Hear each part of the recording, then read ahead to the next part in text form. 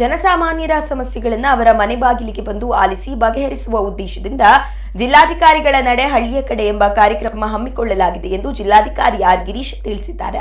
ಚನ್ನರಾಯಪಟ್ಟಣದ ತಾಲೂಕಿನ ಶ್ರವಣಬೆಳಗೊಳದ ಚಾವುಂಡರಾಯ ಸಭಾಭವನ ಮಂಟಪದಲ್ಲಿ ಸಾರ್ವಜನಿಕರ ಅಹವಾಲು ಸ್ವೀಕಾರಕ್ಕೆ ಮುನ್ನ ಮಾತನಾಡಿದ ಅವರು, ಕೆಲವು ತಿಂಗಳುಗಳ ಹಿಂದೆಯೇ ಪ್ರಾರಂಭವಾಗಬೇಕಿದ್ದ ಈ ಯೋಜನೆಯನ್ನ ಕೆಲ ಕಾಲ ಮುಂದೂಡಲಾಗಿತ್ತು. ಸಾರ್ವಜನಿಕರನ್ನು ತಮ್ಮ ಕೆಲಸಗಳಿಗೆ ಕಚೇರಿಗೆ ಅಲೆಸುವ ಬದಲು ಜಿಲ್ಲಾಡಳಿತವೇ ಊರಿಗೆ ಬಂದು ಸೇವೆ ಒದಗಿಸುವ ಕೆಲಸ ಇದಾಗಿದೆ ಎಂದರು. ಅಹವಾಲು ನಿಖರವಾದ 15 ದಿನಗಳೊಳಗೆ ತಾಲೂಕು ಮಟ್ಟದ ಎಲ್ಲ ಅಧಿಕಾರಿಗಳ ಸಭೆ ನಡೆಸಿ ವಿಲೇವಾರಿಗೆ ಕೈಗೊಂಡ ಕ್ರಮಗಳ ಬಗ್ಗೆ ಪರಿಶೀಲಿಸಿ ಸಭೆ ನಡೆಸಬೇಕು ಎಂದು ಜಿಲ್ಲಾಧಿಕಾರಿ ತಹಶೀಲ್ದಾರ್ಗೆ ಸೂಚಿಸಿದ್ದಾರೆ.